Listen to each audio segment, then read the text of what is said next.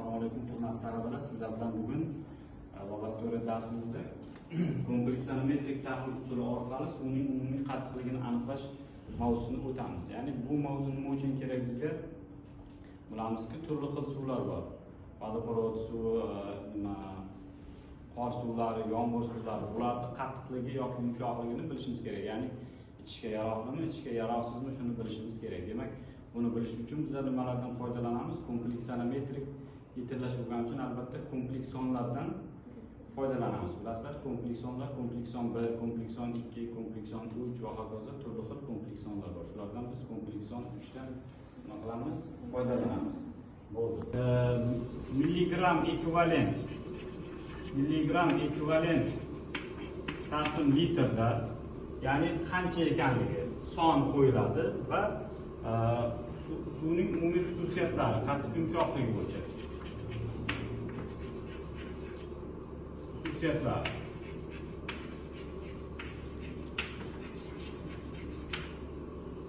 Demak,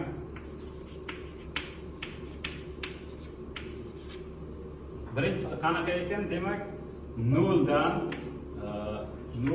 1.5 milligram ekvivalent taqsim litr bo'ladigan bo'lsa, bular qanday suvlar ekan? Juda yumshoq suvlar, juda yumshoq.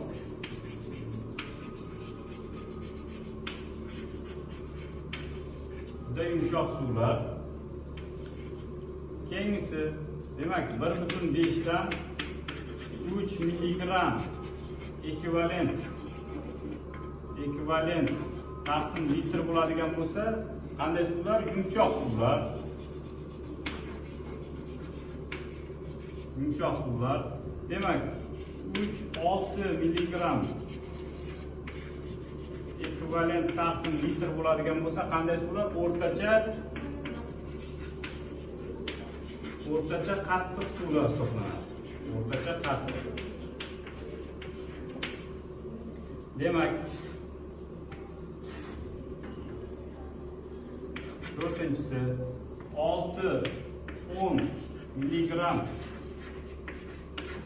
ekvivalent taqsim litr bo'lsa, qanday suvlar bo'lar ekan? Qattiq suvlar. Qattiq suvlar. Va 10 dan yuqori bo'ladigan bo'lsa, nima ekan? Juda yuqori qattiqlikdagi suvlar hisoblanar ekan. Demak, kompleks anometrik usulda aniqlash deganimizdan keyin, demak, titrlash jarayonida suvda tarkibida kalsiy, magniy ionlari miqdorini aniqlash uchun kompleksonlardan